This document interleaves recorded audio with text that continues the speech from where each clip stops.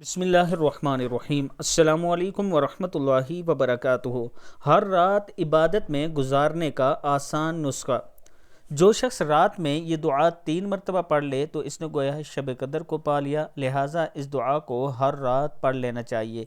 वो दुआ ये है, बिस्मिल्लाहिर्रहमानिर्रहीम, ला इलाहा इल्लल्लाहुल हलीमुल करीम, सुब्हानल्लाहि रब्बिस समावातिस सबई व रब्बिल अर्शिल अज़ीम। यानी अल्लाह ताला के अलावा कोई माबूद बरहक नहीं, कोई इबादत के लायक नहीं। अल्लाह पाक है जो सातों आसमानों और अर्श अज़ीम का परवरदिगार है। अल्लाह ताला हम सब को इस पर अमल करने की तौफीक दे।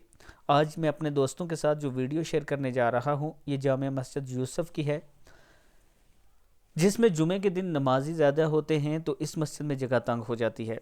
ये नमाजी छत पर बिठाए जाते हैं। यहाँ भी जगह तंग भी है और साथ में फ़र्श जो है वो सीधा नहीं है। इसका काम, इसकी तोसी होने वाली है। इसमें तकरीबन 1.5 लाख रुपया खर्चा आ रहा है इस छत के काम में, इस यहाँ सफ़ें बनाने में और छत पे चिप्स वगैरह या टाइलें मार्बल लगाने का।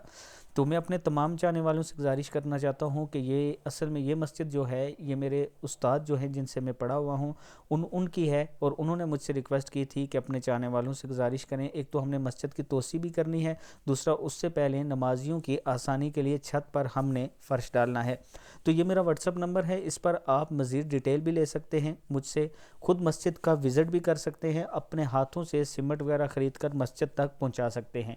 आप लोग ज़रूर मुझसे रब्ता करें। इंशाअल्लाह आपका दिया हुआ आज का जो माल मस्जिद में दे रहे हैं क़यामत तक आपको इसका सवाब मिलता रहेगा। अस्सलामु अलैकुम वरहमतुल्लाहि वबरकातुहू।